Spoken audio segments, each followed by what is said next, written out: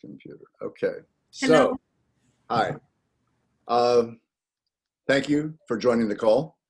I'll just say at the outset, it's BUA 205101. It's Friday the 25th, and I will be posting this on a YouTube channel that I've created just for this class. So, won't matter to you guys, but for people who might not have been able or willing to join the call, it will be there forever or until YouTube, takes it down because it violates some internet protocol or whatever. Let me see if we can be relatively quick about this. Number one, let me just see here. Adaris, you are up to date as far as I can tell on things that you owe me, okay? Yes. CJ? Yes. You are as well. Did you send me a syllabus acknowledgement, CJ? Yes, I did. Okay. Yes. I didn't write that down, so shame on me. And Christopher, you disappeared. I don't know what happened to Chris. Okay, so what I would like to cover, a little bit of housekeeping, first of all. Have you guys, by any chance, looked at the marketing notes that I so generously prepared and posted online? Well, I took a couple glance at it, but I didn't read it in full because I was pretty busy. I'm already busy with the book notes. That's all. You don't need any excuse, CJ. I trust you. Hello, Randy. Hello, can you hear me? I can hear you. Okay, then this works. So that's the first thing. I would appreciate at some point if you would look at it. If it turns out to be something that is basically, I guess, irrelevant from the point of view of most of the students, I will probably stop doing it. But I have all these, Elaborate again on what notes you're referring to, because I have 5 classes, so I'm trying to remember what each one looks like. And it's the one with the pictures of all the naked people at Eris. then I have not looked at naked people, no. I don't know how else I could get you to remember it. If you look in Blackboard, Yeah. there, I forget what it's under, but what I did was try to, I don't like the idea of lecturing. Even if this were a face-to-face class, I would not lecture, we would discuss. But Like I did have some thoughts that I thought supplemented what was in the text. So I turned them into what I considered or labeled weekly notes. So they're there. I think if you look. I'm going there right now. Where would it be in course content? Oh yeah, they're under course content. So just take a peek. Not a big deal. Going forward. Oh, I see. You see them? Mm-hmm. I'm sorry. Yeah, I'm going to make sure to take the time.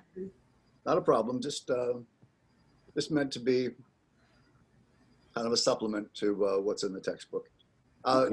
This class is tricky because it's asynchronous, so I can't rely on opportunities to talk to you all unless you are available and willing. So the course has to be kind of self-explanatory as it unrolls digitally. Yeah. But I do feel the obligation to try to supplement what's there and make it more personal. But that was just one of the ways I thought I might be able to add a little something that would come from me and not necessarily from the book.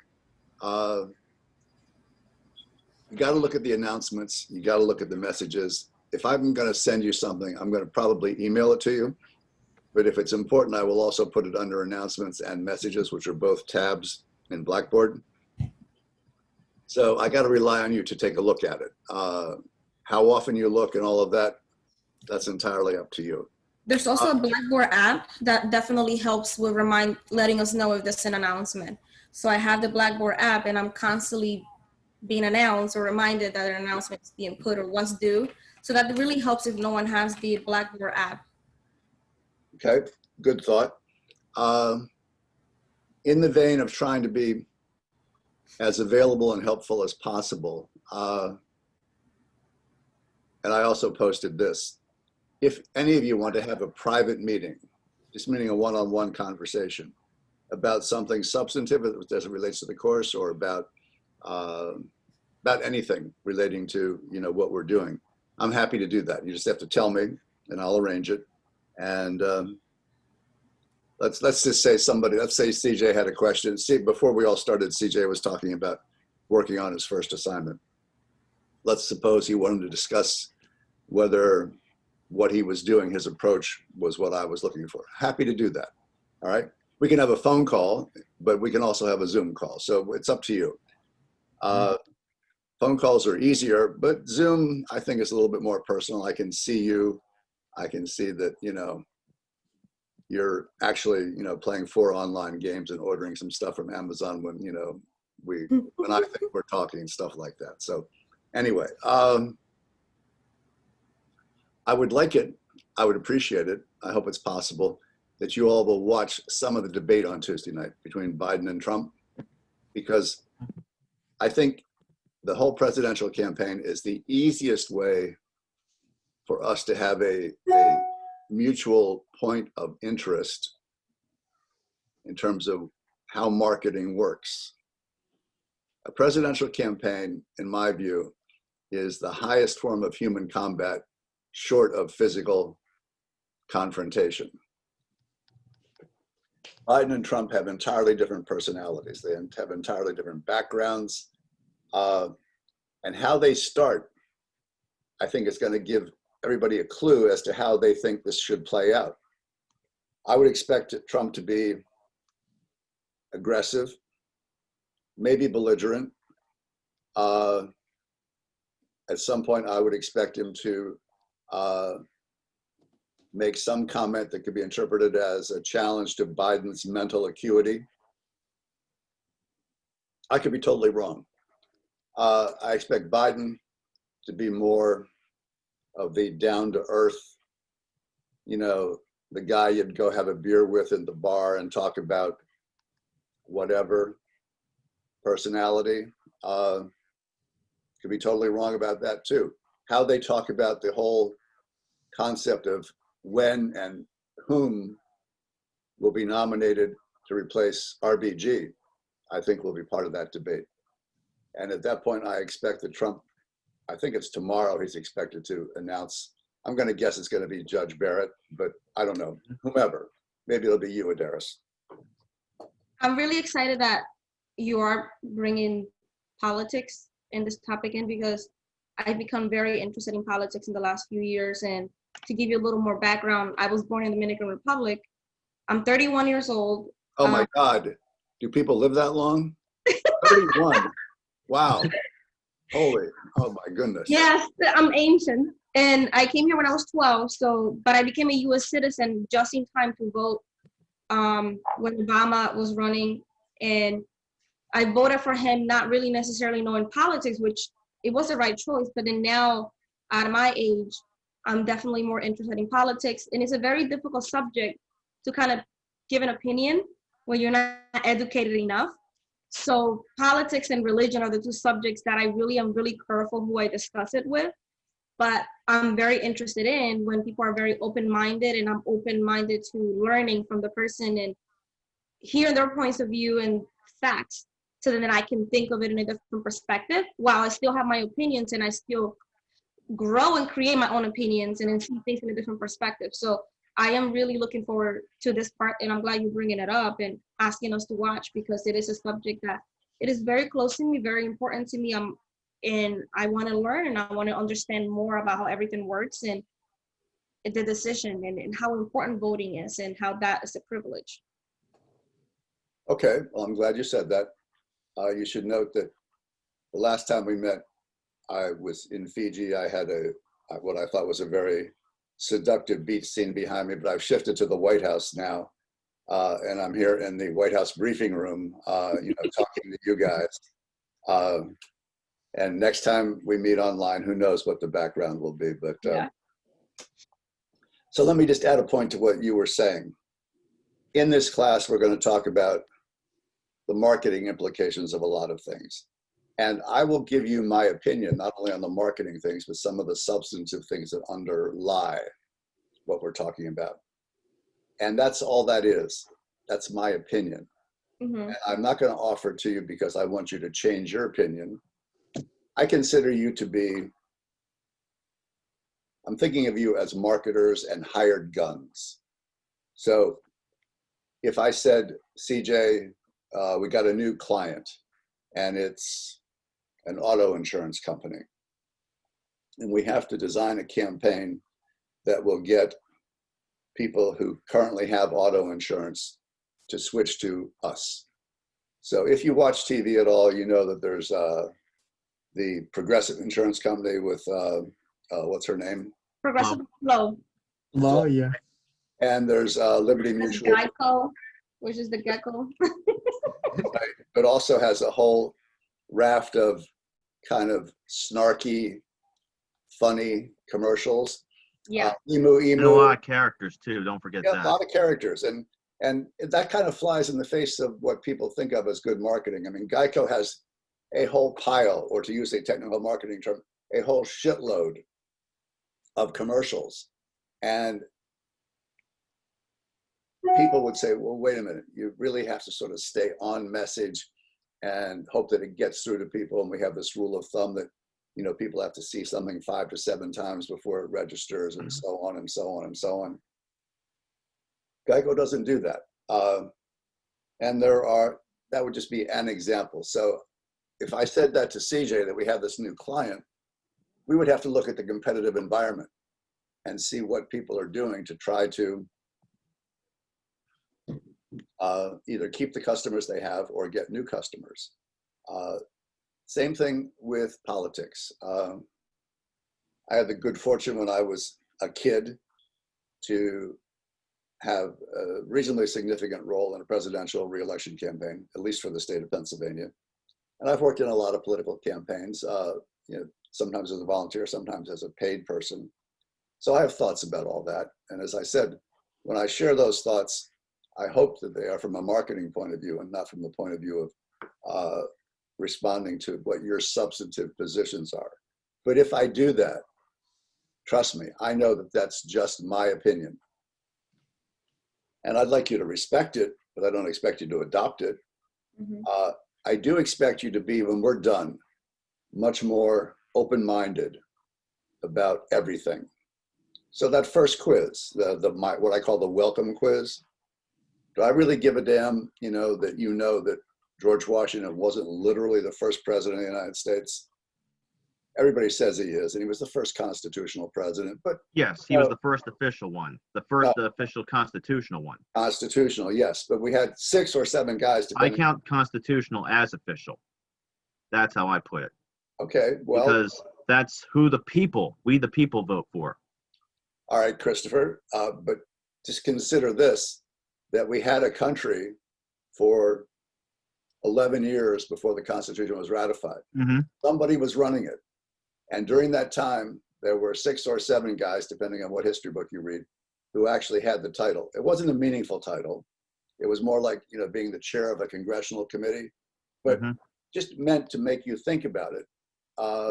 Or better example, did Columbus discover America? I was just going to talk about Columbus. Well, he landed somewhere near your homeland, you know. But he didn't First landed in the discover it Dominican directly. Republic, which was La Española. Yep. Thought it was India, and then came over here. But he actually didn't discover, because just over there was people too. But right, you can't discover a place where people live. I mean, come on, you know. It's one of the questions there was, who are the justices on the Supreme Court? And I'm guessing that some of you said, what the hell does this have to do with a marketing class? I'll be honest, I looked it up because when I saw that first quiz, and I hope you don't take back whatever you graded, I was like, what? I just skipped over it because I did not know it. All of those questions, I'm like, I do not know anything. Well, but the point was not to try to have you drown in, you know, No. self-flagellation over not knowing things, but to question what you do know. Make you aware that you might not know enough and you should know. And trust me, I don't know beans, maybe a tiny bit more than you do, maybe not. But if you can't question think about this. If the British had won what we call the Revolutionary War, history is written by the winners. So, you know, we think those folks were patriots. The New England Patriots would not be called the New England Patriots. They'd be the New England Terrorists or something. And it's all a matter of perspective. And, you know, I think it was Socrates who said something like, I'm the smartest man alive because I know that I know nothing. Well, you know, none of us were there. Was there a Boston Tea Party? Was it an act of terrorism where people stole stuff that wasn't theirs and destroyed it? Is it analogous to some of the activities that have taken place at the periphery of the Black Lives Movement or not? Well, we don't even know that it happened. I'm even older than you are, Adaris, if you can believe that, if you can believe people can live to be 95. And No, you're not. well, 94 and a half, you know, but My so God. what we don't know. And I just want you to be, in your minds, challenge everything and to try to consider other points of view. If I told you there's only one way to do marketing, here's what it is. Write this down. Here are the 3 rules of marketing and the class is over. I think you would feel that I was being myopic and that you were being shortchanged. There are no 3 rules, but there are touchstones, there are guidelines, there are things that I think good marketers try to do. One of which is to understand that it doesn't matter in marketing what you think. It matters what your clients or customers or the people you're trying to reach think. It doesn't matter that Trump would think he's the greatest thing since sliced bread, or maybe in his more private moments, he thinks, oh my God, I'm a total fraud and whatever, or something in between. It matters how you and I and everybody else has a chance to vote regard him. Same thing with Biden and everybody else who runs for office. So just remember, you got to stand in your customer's shoes. Don't ever succumb. This is a rule. Don't succumb to the concept of visceral marketing. I know in my gut that this is the way to do this. I know in my gut that people should buy this car because it's the best car ever. Bullshit. All right? People have their own thoughts and you have to figure out a way to either appeal to what they need or what they want.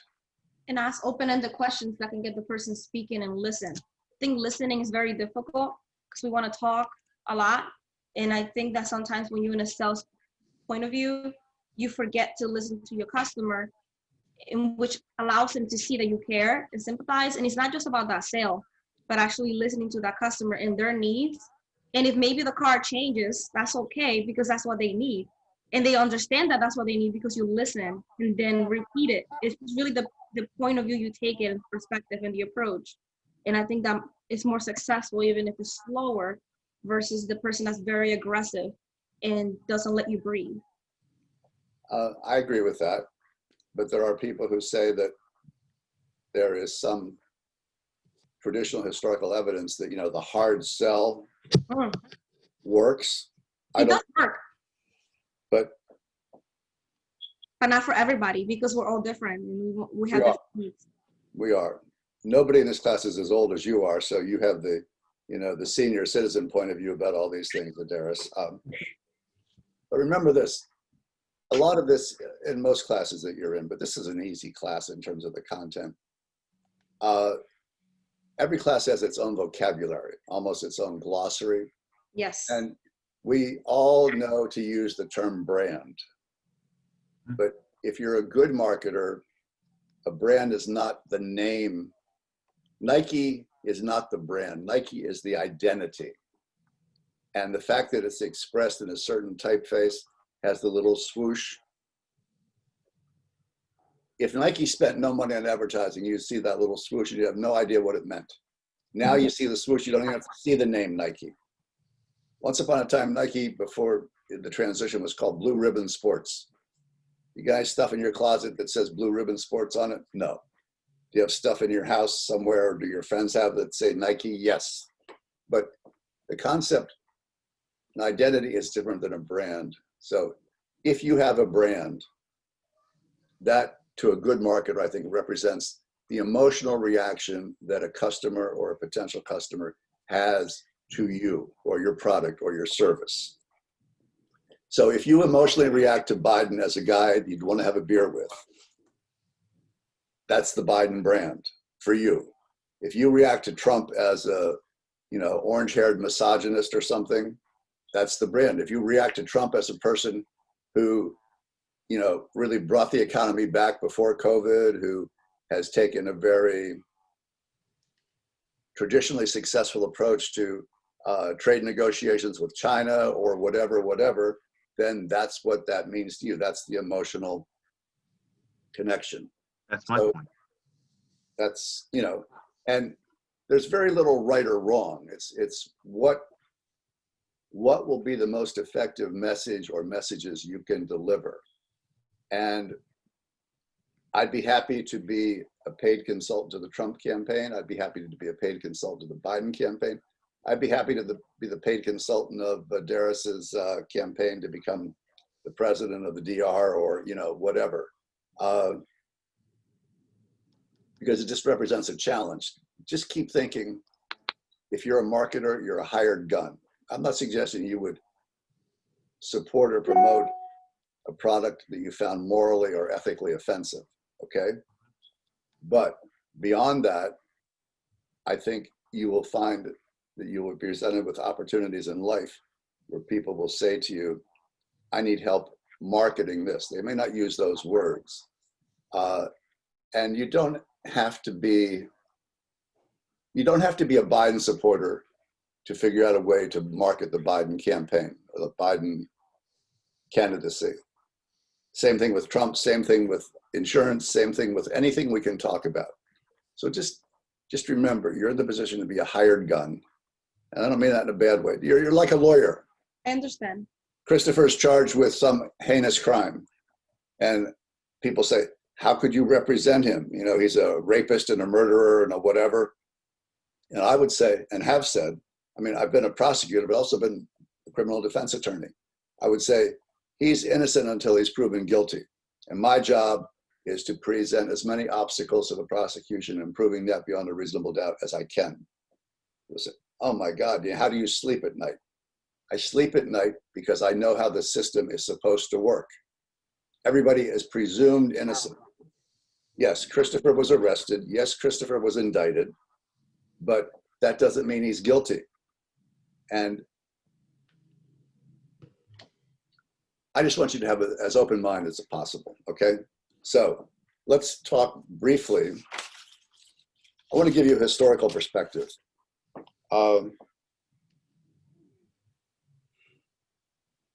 There was a time when slavery was still the basis of the economic system in this country, at least in the South. But abolitionists were becoming more successful in making the point that slavery was, from their point of view, morally wrong. And slavery had not ceased to be a fact of life. But because abolitionists were making that case so strongly and so well, you had a marketing response. And actually, there's a new book out about this, which is why it was on my mind.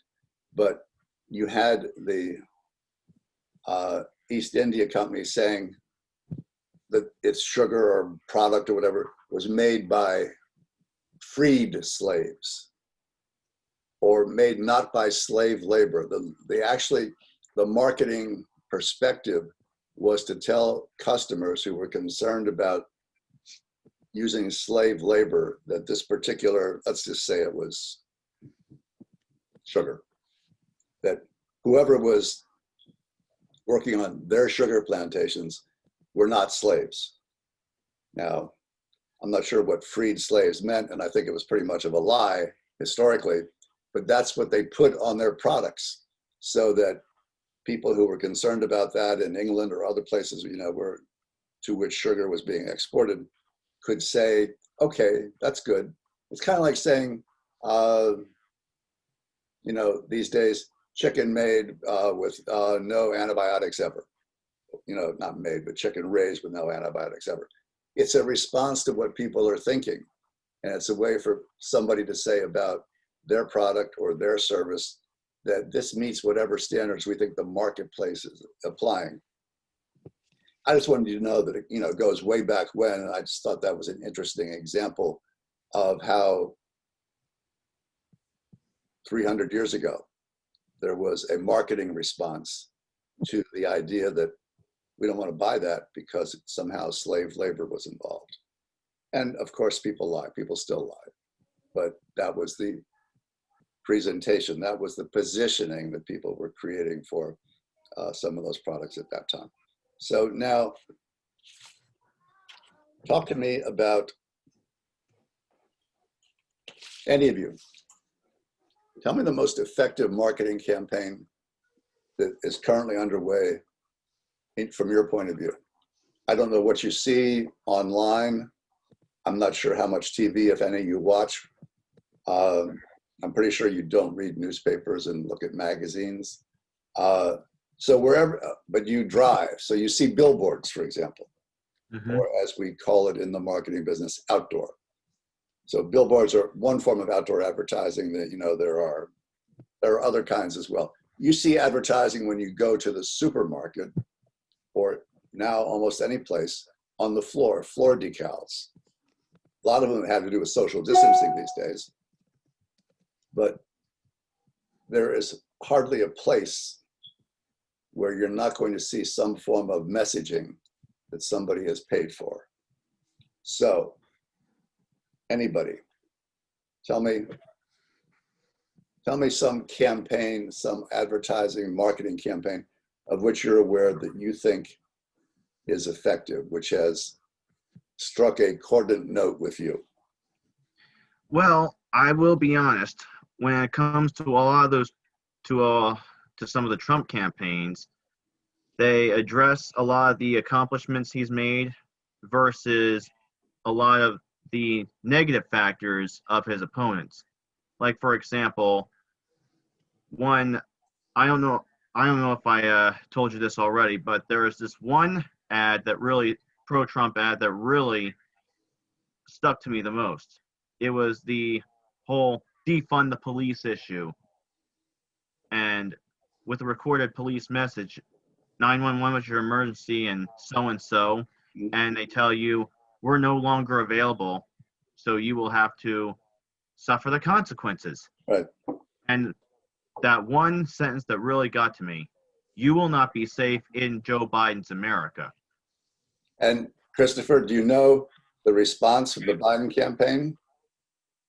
Which is, you know, it's Biden speaking, and he says, Mr. President, you said, you know, you won't be safe, but this is your America, and people aren't safe. They're worried about, you know, the virus. They're worried about, you know, violence in the streets and so on and so on. So as you watch it go back and forth and forgetting whatever your personal political preferences might be, I think that's some of what you're going to see on Tuesday. Mm-hmm. I expect it to, in the old days, candidates were very careful not to appear to be too hot for television, meaning too aggressive. And there are examples. In 2000, there was a town hall meeting, and the candidates were able to move away from podiums and sort of be talking to the audience.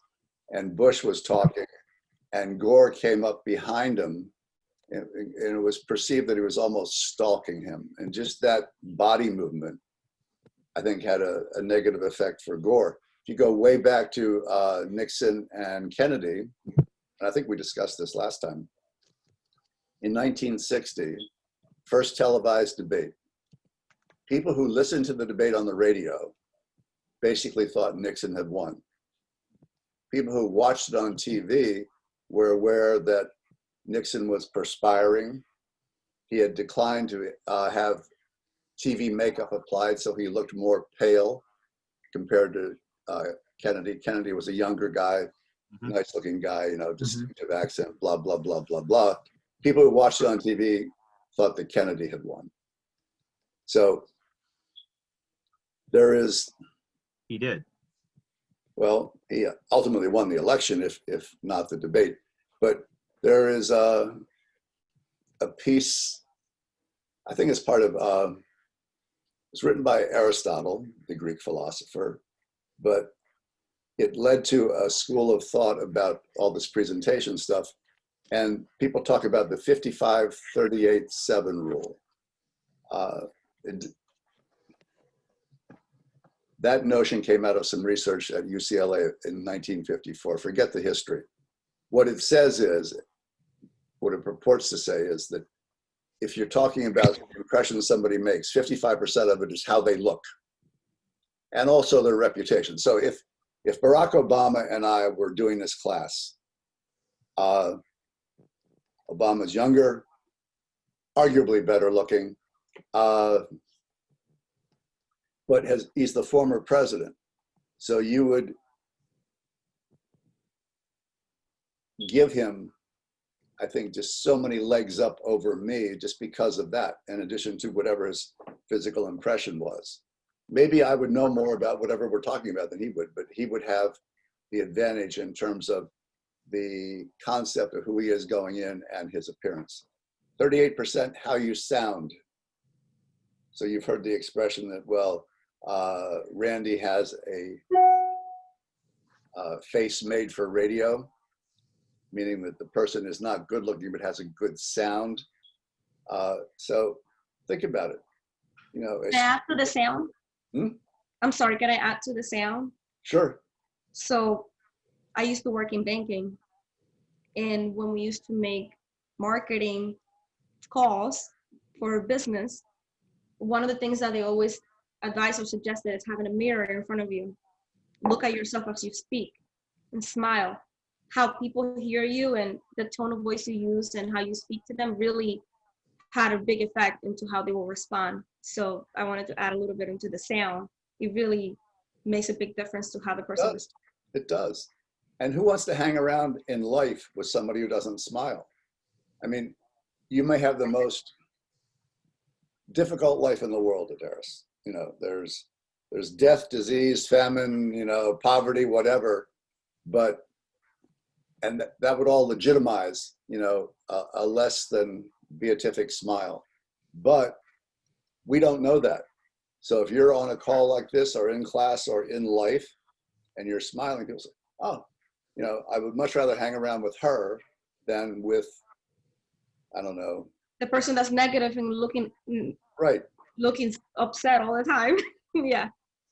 No, that is undoubtedly true. So I forget, I was talking to you about Aristotle. The piece that is the 7% is basically what you're saying. And that makes it seem like it really doesn't matter what you're saying. And that's where the bastardization of the research came in. The research actually looked at people who were saying the same thing. So Adaris looks better than I do. She sounds better than I do. And she's making the same point, but she's making it better. Not that her point is different and therefore superior to mine. But one of the little things that's online, I think I posted it for you, is what I call presentation tips. And one of the things I've done in life has been as a TV producer, but also as a person who was hired to coach executives in how they sound and how they look. And it makes a big difference. When all is said and done, the call is over. What do I remember? That Adaris smiled and I didn't see a picture of Randy.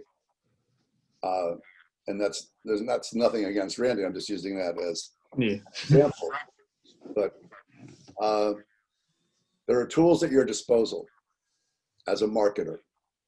And guys, every day you're marketing yourselves. On this call, you're marketing yourself to me. So that when time comes for me in, you know, December 8th or 17th or whatever the hell it is, and I'm going down my list saying A, B, C, whatever, you all will get A's. It's not that you're trying to impress me as a person, but you have a goal here. I hope your goal is to learn something, but I know that your goal is to get an A. Nobody's in this just to learn, and if I get a D, well, that's just the way it is. No, that's not your point of view at all. So let's go back. CJ talked about the presidential campaign. Darius, is there a particular campaign that stands out in your mind as being very effective?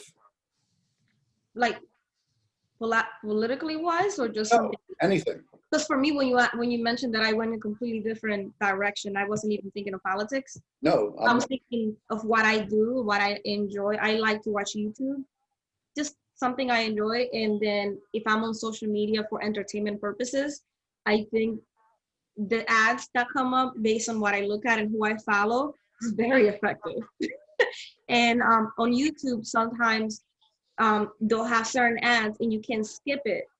They make you. So like, for example, my lifestyle, I'm a grown adult. I live on my own. So there will be ads that will come up about budgeting and savings. Like there was one about an app that you can link it to your bank account.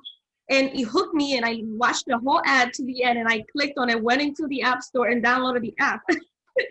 Just because it the works. first few seconds it didn't let me skip it, but then it caught my attention.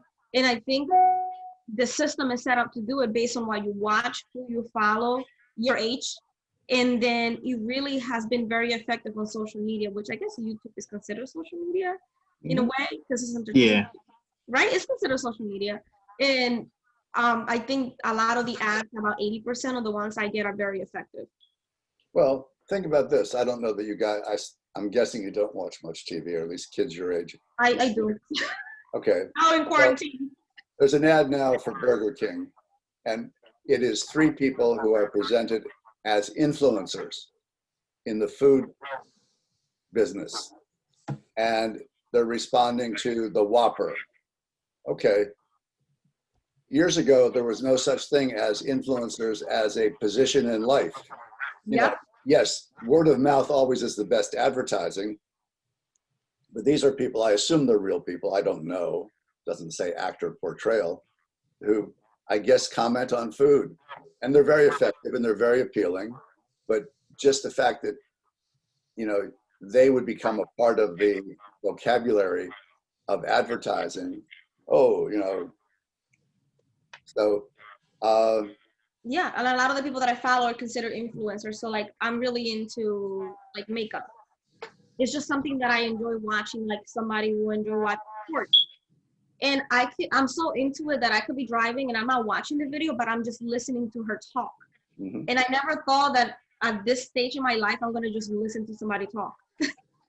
And they're considered an influencer. Instead of going to college, this is their career. And this is the world we live in. I remember when we didn't have cell phones. Oh my God. At least for me. I can imagine for you. For me, when I was 15, I asked for a pair of Converse and I got a cell phone. I was very upset. I'm so much older than you. I remember when we didn't even have pencils, much less erasers, you know. No, that's not literally true. Randy, any particular marketing campaign stand out in your mind? For me, it's like I really only watch YouTube.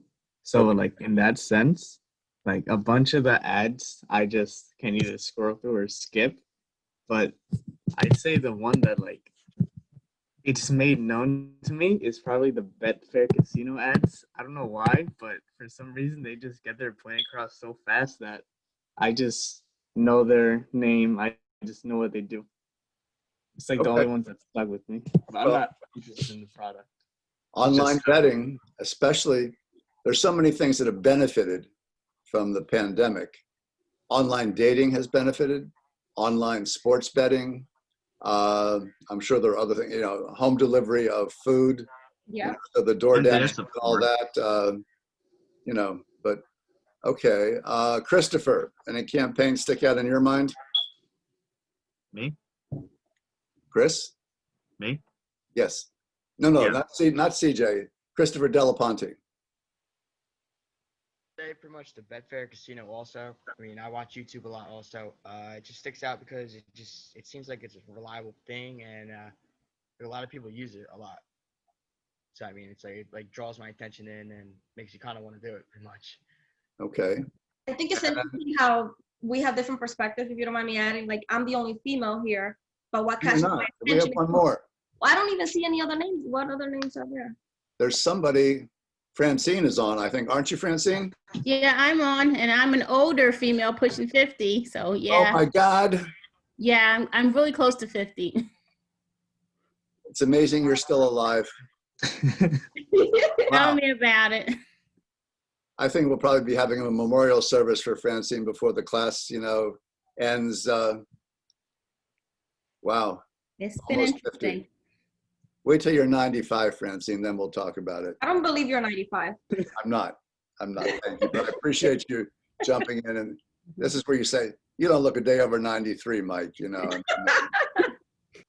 So Francine, give me a campaign that sticks out in your mind, old lady. Well, I'm not into technology a lot, so I'm into sports. Okay. So I got what you call it, fantasy football. Mhm. I keep getting these ads for it, advertised, especially for the pandemic, and I've gotten into it. And unfortunately, I'm not doing very well at it, but I found interest in it. Also, I didn't know they have fantasy for other teams and stuff, so I found it really interesting.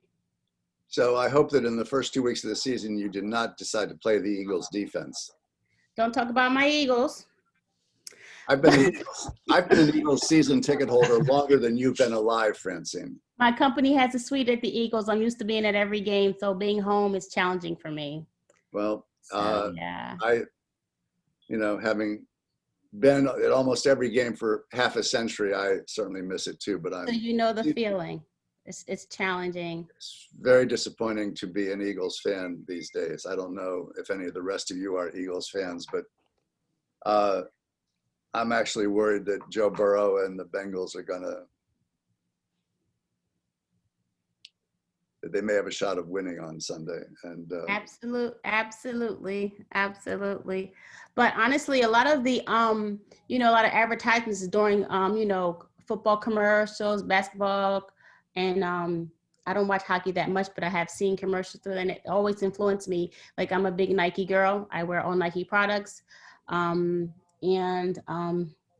I see other advertisements, I think Adidas had these like hieroglyphic sneakers that's like sort of like the Eagles colors, and it influenced me, and I actually bought a pair.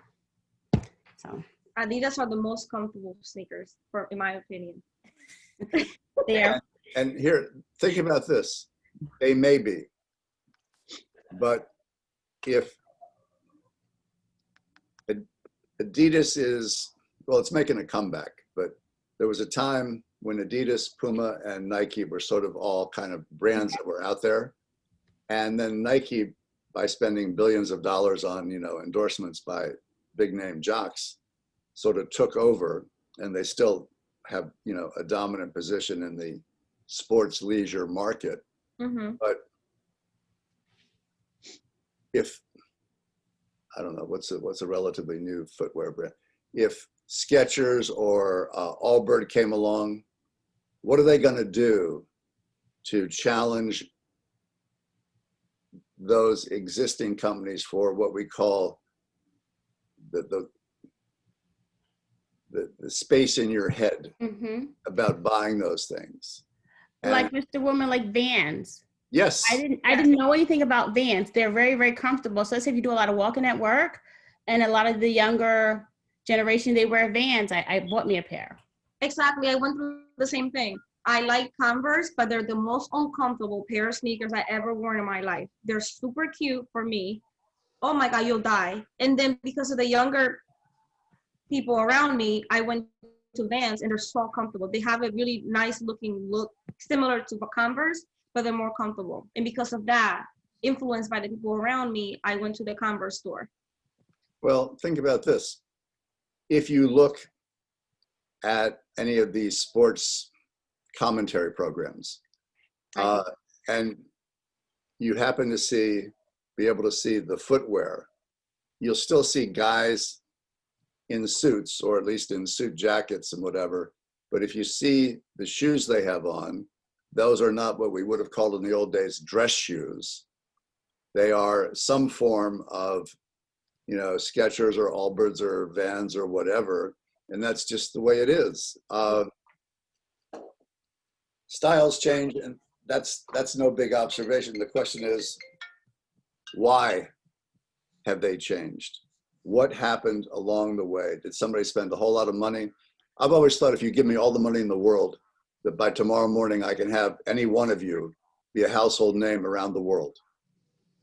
Give me all that money and we can do that. Is there a way to do it that doesn't require having all that money to invest? And think about how people go about that now. We're talking about sports.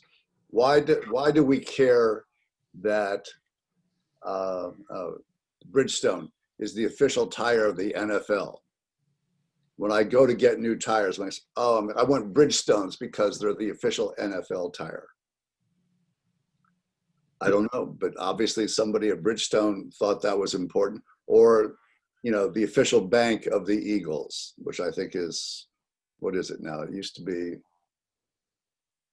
be Sovereign, now it's somebody else. Or, you know, why does Citizens Bank want to have its name on Citizens Bank Park? Why does Lincoln Financial want to be the identity that is associated with the football stadium? Why does Wells Fargo want to have its name on the Wells Fargo Center? On and on and on and on. All I want you to do is think about these things. Did I miss anybody in terms of, no. So I appreciate the fact that you all took the time to be on this call. Does anybody have any questions, any housekeeping questions about the class or what's going on or anything like that? Yes. I noticed there are still only 6 quizzes on the SmartBook site. When will you be adding more? Well, you should say, you're not going to add any more, are you, Mike? No. I actually had forgotten about that, CJ, so I'm glad you reminded me. I will post some more. They're going to end up being a whole lot more than 6, so I'm sure that is thrilling for all of you to learn, but there will be. Okay. Well, you said approximately 18, but there's only 1 per week. Well, that doesn't mean that there'll only be 1 per week. I might give you 10 per week at the end, CJ, you know, not really, but don't be lulled into a false sense of security because I'm nice at the beginning. You know, I could end up being a real, well, I won't use the word, but anyway. All right. Other than that, any questions? Good. If you have questions, you can email me, you can call me. We will have, I think, probably at least one. Yeah, I have a question. I'm sorry. Too late. Sorry. You know, we're done here, Adaris. You know. Right? How dare I? No, go How ahead. dare I? Go ahead. It's in regard to the quizzes. If one of the quizzes that I took by the due date, I didn't finish all the attempts, I guess you call it, to get the points. Yeah. So I'm drowning in quizzes. So when he says I'm downloading all the quizzes, I'm like, I think. am I able to still finish it even if I don't get 100 points? Wait a minute, I got to get the tear out of the corner of my eye. Oh my God. Wow. Go back and do them. If I need to reopen them for you, look, anybody who's trying, I'm on your side. Okay. If it's like you're ignoring it, then I say, too bad. You know, it's December 1st. You say, oh shit, I should have done those 18 quizzes. And CJ is saying, I did them all along. So, you know, too bad for you. And I agree with CJ, too bad for you. Yep. But along the way, if the situation you described, for example, comes up, I'll be happy to reopen it. Or look, guys, even if you just tell me that you were doing that quiz and you ran out of time or got, you know, had to go take care of things in life, I'll go in and manually give you the points. I'm all in favor of effort. And achievement is great, but this is such an easy class in terms of the content, the substance, that if you're trying, I want to give you you got to talk me out of giving you a good grade. You have to piss me off by not doing something. And, you know, that's possible, but, you know, you can also make it up to me as we get closer to the end of the semester. as we get close to those winter holidays, which we used to call Christmas, you know, a little envelope with some green pieces of paper in it that you send to me, you know, somebody might call it a bribe. I wouldn't call it that. I would just say it's a gift in recognition of how much I've meant to you over the last 15 weeks. So yes, I can be bought. Anyway, no, that's not true, but all right. Any other Anybody questions? believe that it was true here? We're Give a good. sense of humor. We're all good? Yep. All right. Thank you for joining. I will post this on the YouTube channel. It won't matter to you because you had to sit through it, but it might matter to somebody else. You guys be safe, and we'll do this again at some point. In the meantime, remember, you're a hired gun. Remember to challenge everything, and remember to ask why. All right? Thank you. See you Okay, guys. thank you. Have a good weekend. Thank you. Have a You good too. weekend.